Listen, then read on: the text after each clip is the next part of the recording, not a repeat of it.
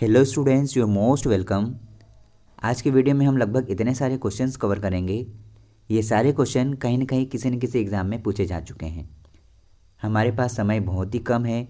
जिन बच्चों ने ITI TO exam का फॉर्म फिल किया है, जो बच्चे ITI TO कोपा ब्रांच से तैयारी कर रहे हैं, वे सारे कंप्यूटर सब्जेक्ट के सारे क्वेश्चंस को अच्छे से कंप्लीट कर लेना, क्योंकि ये सबसे ज़्यादा इम्पोर्टेंट रोल प्ले करेगा।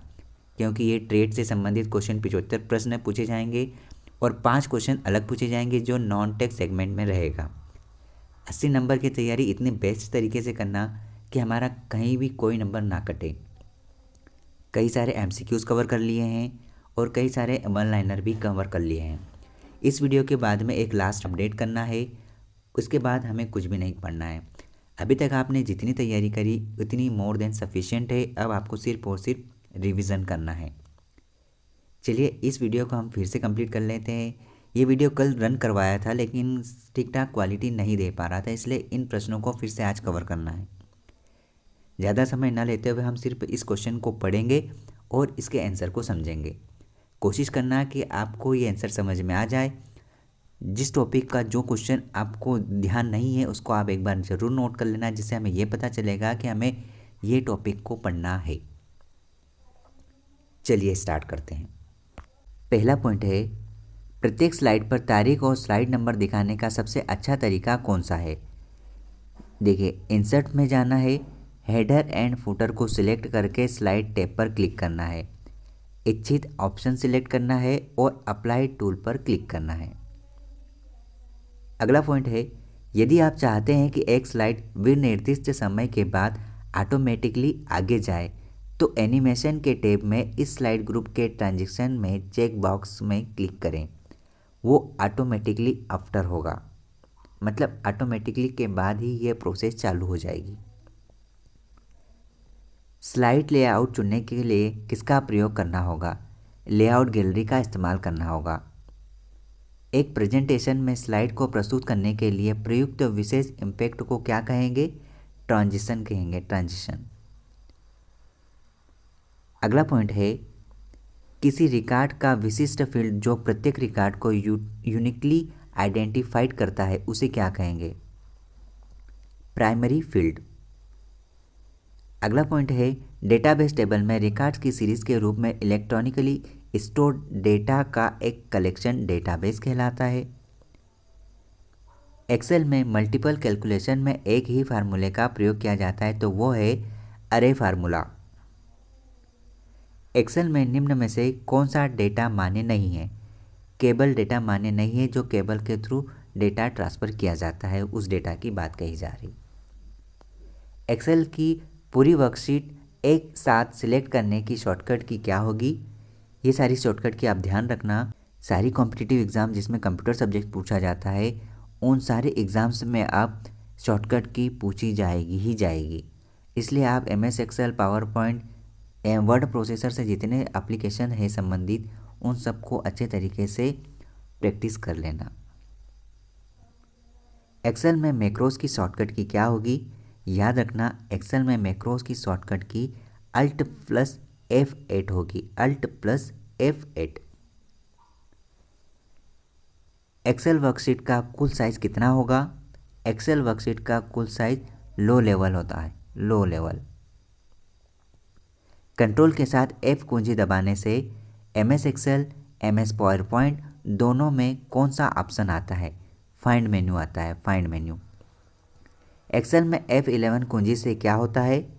एक्सेल में F11 कुंजी से चार्ट मेन्यू खुलता है। पिवट टेबल किससे संबंधित है। याद रखना, पिवट टेबल एक्सेल में होती है, एक्सेल में। माइक्रोसॉफ्ट ऑफिस एक्सेल डॉक्यूमेंट में से सेल एड्रेस में क्या आता है। सबसे पहले कॉलम और उसके बाद रो आता है। नंबरों के सेट में सबसे बड़ा वैल्यू का गणना कौन सा फंक्शन करता है। मैक्स करता है। एक्सेल में फाइल खोलने और बंद करने के लिए किस बार का इस्तेमाल किया जाएगा। टाइटल बार का इस्तेमाल किया जाएगा, टाइटल बार का। एक प्रेजेंटेशन को नए फाइल नेम में कैसे सेव करते हैं। फाइल मेनू सिलेक्ट करके सेव एंड चूज का इस्तेमाल करना होगा। प्रेजेंटेशन शो तैयार करने के लिए सामान्यतः कौन सा एप्लीकेशन इस्तेमाल करना होगा? पावर पॉइंट का इस्तेमाल करना होगा। बिलिंग अकाउंट का ट्रैक रखने के लिए किस प्रकार के सॉफ्टवेयर के प्रयोग किए जाने की सबसे ज़्यादा संभावना होती है? स्प्रेडशीट। धन का ट्रैक रखने और बजट बनाने के लिए कैलकुलेटर की तरह काम करने वाले प्रोग्राम को हम स्प्रेडशीट कहेंगे। स्प्रेडशीट। स्प्रेडशीट में प्रत्येक बॉक्स को हम क्या कहते हैं? स्प्रेडशीट कहलाता है। एक्सेल अपने डॉक्यूमेंट फाइलों के रूप में स्टोर करता है जिन्हें कहते हैं वर्कबुक। एक्सेल में डेटा फॉर्मेट लगाने की शॉर्टकट होगी Ctrl+Shift+F का इस्तेमाल करना होगा। एक्सेल में डेटा फॉर्मेट लगाने की शॉर्टकट की Ctrl+Shift+H का इस्तेमाल करना है। स्प्लिट विंडो ऑप्शन एक्सेल के किस भाग में है? विंडो के स्प्लिट में। एक्सेल का लेटेस्ट वर्जन कौन सा है? याद रखना, एक्सेल का लेटेस्ट वर्जन एक्सेल 2012 है। एक वर्कशीट में कितने कॉलम होंगे? एक वर्कशीट में 65,536 कॉलम होंगे। सबसे पुराना स्प्रेडशीट पैकेज निम्न में से है विजीसेल। विजीकाल लिखा है, विजीकाल। जब आप कोई रो या कॉलम मूव करते हैं तो मूव्ड सेल्स का टेक्स्ट सेल के साथ मूव होने लगता है। एक्सेल की वर्कशीट और चार्ट को HTML डॉक्यूमेंट पर प्रयोग किससे करते हैं? इंटरनेट असिस्टेंट विजार्ड से किया जाता है। एक्सेल की वर्कशीट और चार्ट को HTML डॉक्यूमेंट पर प्रयोग इंटरनेट असिस्टेंट विजार्ड से किया जाता है। किसी डॉक्यूमेंट में पेज के नीचे जाने को क्या कहेंगे? स्क्रॉल करना। वर्ड प्रोसेसिंग प्रोग्राम में अक्षरों की अलग अलग शैलियों को हम फॉन्ट कहते हैं, फॉन्ट। नए नाम सहित नई लोकेशन पर किसी विद्यमान फाइल को सेव करने के लिए आपको कौन से कमांड का इस्तेमाल करना होगा? सेव एज का इस्तेमाल करना होगा। सेव डॉक्यूमेंट को क्या कहेंगे? फाइल कहा जाता है। टेक्स्ट स्टाइल, अलाइनमेंट और साइज को चेंज करने के बटन निम्न में से कौन सा डिस्प्ले करता है? Formatting toolbar. कॉपी कमांड को सेव करता है क्लिपबोर्ड।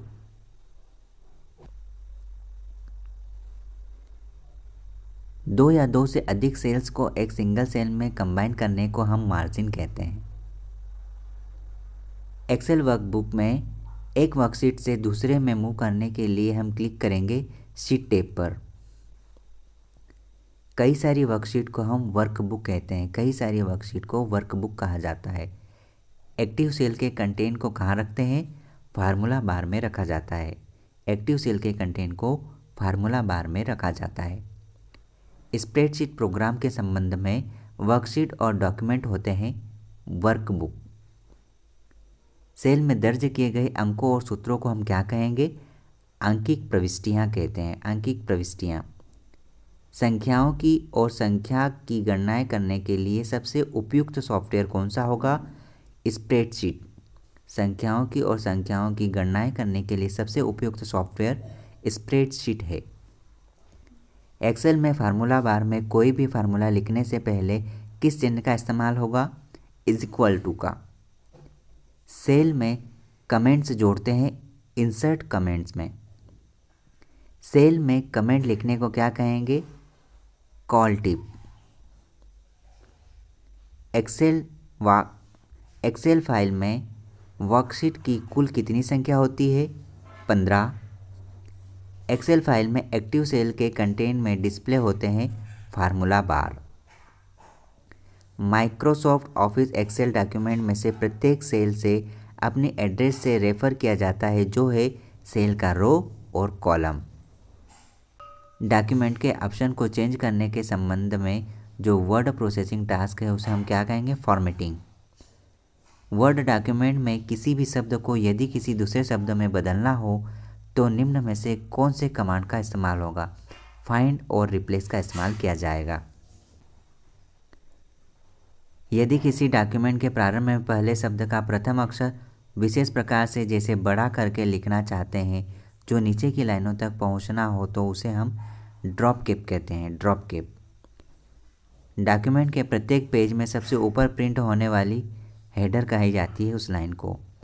टेक्स्ट के सामने गोला, तीर, स्टार आदि चिन्ह बनाने हैं जिसे हम बुलेट कहते हैं, बुलेट। MS एक्सेल की किस सुविधा द्वारा ऑटोमेटिक्स रूल्स नहीं बनाए जा सकते? Fill handle. MS एक्सेल क्या है? विंडो पर आधारित स्प्रेडशीट पैकेज है। स्प्रेडशीट में डेटा कैसे ऑर्गेनाइज होता है? रोज एंड कॉलम में। याद रखना, स्प्रेडशीट में डेटा रो एंड कॉलम में ऑर्गेनाइज किया जाता है। एक्सेल वर्कबुक संग्रह क्या है? रोज एंड कॉलम्स। यदि किसी डॉक्यूमेंट के प्रारंभ में पहले शब्द का प्रथम अक्षर विशेष प्रकार जैसे बड़ा करने के लिए उपयोग किया जाता है, उसको ड्रॉप कैप कहते हैं, ड्रॉप कैप। MS एक्सेल बनाने वाले डॉक्यूमेंट में कौन सी एक्सटेंशन होती है? .xls, ये आप ध्यान रखें। डेटाबेस में फील्ड कैलकुलेशन करने के लिए प्रयुक्त नंबर स्टोर करते हैं, न्यूमेरिक। वर्कशीट कमांड का प्रयोग किया जाता है सारी वर्कशीट को व्यवस्थित करने के लिए। एक ही वर्कशीट में सिलेक्ट किए गए सेल में दो अन्य सेलों में फॉर्मेटिंग को जल्द से कॉपी करने का तरीका फॉर्मेटिंग टूलबार पर फॉर्मेट पेंटर बटन है। इमेज को 2 बार क्लिक करें, फिर प्रत्येक सेल में क्लिक करें जहां फॉर्मेटिंग करना चाहते हैं। सुपर कंप्यूटरों के साथ किस प्रकार प्रोसेसिंग स्पीड मेजरमेंट जुड़ा होता है? फ्लास्क में। वर्ड प्रोसेस डॉक्यूमेंट क्रिएट करते समय इस चरण में यूजर स्क्रीन और प्रिंटेड फॉर्म दोनों में पेज दिखते वर्ड चेंज करता है, प्रिंट प्रीव्यू। पेज पर शब्द किस रूप में दिखेंगे, उसके लिए आपको क्या शब्द इस्तेमाल करना होगा? Text formatting. किसी विद्यमान डॉक्यूमेंट को किसी अन्य नाम से सेव करने के लिए आप क्या करेंगे? सेव एज कमांड का इस्तेमाल करेंगे। किसी भी समय आप कितने विभिन्न दस्तावेज खुले रख सकते हैं? आपके कंप्यूटर की मेमोरी में जितने रह जाए इतने सारे आप खोल सकते हैं। वर्ड में कॉलमवार डेटा के सृजन हेतु आपको किसकी ज़रूरत होगी? टैब सिलेक्ट करना है या टेबल मेनू का इस्तेमाल करना है? देखिए, लास्ट के पॉइंट रह गए हैं।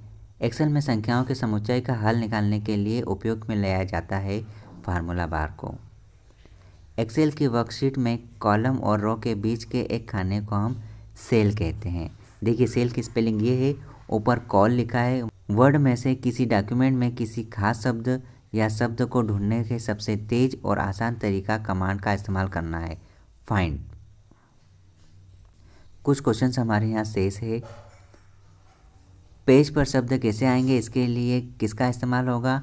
टेक्स्ट फॉर्मेटिंग सिस्टम का। अपने लिखे किसी रिपोर्ट में से एक पैराग्राफ निकालने के लिए आप निम्न में से क्या कर सकते हैं? डिलीट और एडिट कर सकते हैं। यदि आप एक शब्द टाइप करते हैं जो वर्ड डिक्शनरी में नहीं है, उस शब्द के नीचे एक वेवी अंडरलाइन दिखती है, उसको लाल रंग की होती है। हेडर एक टेक्स्ट है जिसे आप पेज के बॉटम में प्रिंट करना चाहते हैं। पूर्व प्रयोग किए गए कमांड के प्रभाव को किस कमांड के द्वारा समाप्त करेंगे? अनडू। सेविंग का प्रोसेस है किसी डॉक्यूमेंट को मेमोरी से स्टोरेज मीडियम में कॉपी करना। किसी डॉक्यूमेंट को एडिट करने का अर्थ है इसके मौजूद कंटेंट में परिवर्तित करना, एडिट कहलाता है। वर्ड में टेक्स्ट की फॉर्मेटिंग करते समय किस ग्रुपिंग में काम किया जाता है? टेबल्स, पैराग्राफ और इंडेक्सेस। जब कंप्यूटर प्रयोक्ता किसी डॉक्यूमेंट को एडिट करते हैं तो इसकी अपीयरेंस को बदल देता है, एडिट सेक्शन। आप कौन सी की का इस्तेमाल करेंगे जिससे टेक्स्ट को कॉपी और पेस्ट कर सकते हैं? तो याद रखना, कॉपी के लिए Ctrl+C और पेस्ट करने के लिए Ctrl+V का इस्तेमाल करना होता है।